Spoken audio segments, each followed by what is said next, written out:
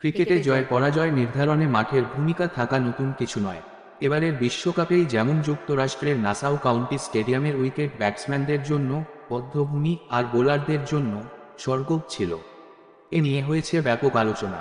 4 সপ্তাহের বিশ্বকাপ আজ বার্বাডোজে ভারত দক্ষিণ আফ্রিকা ম্যাচ দিয়ে শেষ হতে চলেছে। টুর্নামেন্টের শুরুতে ব্যাপক আলোচনায় থাকা উইকেট ফাইনালেও কি ম্যাচের ফলে বড় প্রভাবক হয়ে উঠবে।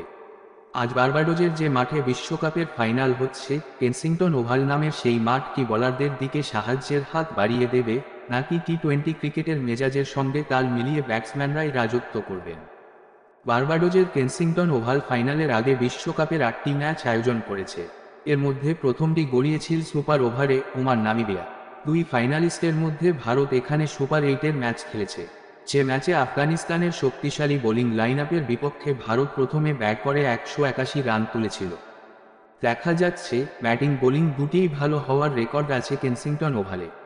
কিন্তু ফাইনালে ব্যাটসম্যান বোলারদের মধ্যে কারা পাবেন বেশি সুবিধা, এ নিয়ে পিচ কিউরেটর উইনস্টন রেইডের সঙ্গে কথা বলেছে আইসিসির ডিজিটাল মিডিয়া বিভাগ। ফাইনালে মাঠের সম্ভাব্য আচরণের ধারণা দিতে গিয়ে তিনি বলেন, এই পিচ থেকে শুধু ব্যাটসম্যানরা নন, বোলাররাও সাহায্য পাবেন। আমি 17 বছর ধরে এই পিচ প্রস্তুত করছি, সেই 2007 সাল থেকে।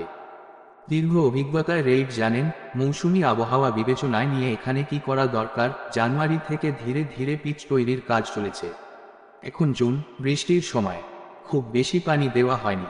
এখন যে পিচগুলো আছে সেগুলো সময় গড়ানোর সঙ্গে সঙ্গে ভালো হতে থাকে। এবারের আগে কেনসিংটন ওভালে আইসিসি টুর্নামেন্টের ফাইনাল হয়েছে 2010 সালে। সে বছরের 16ই মে টি-20 বিশ্বকাপের ফাইনালে মুখোমুখি হয়েছিল অস্ট্রেলিয়া ইংল্যান্ড।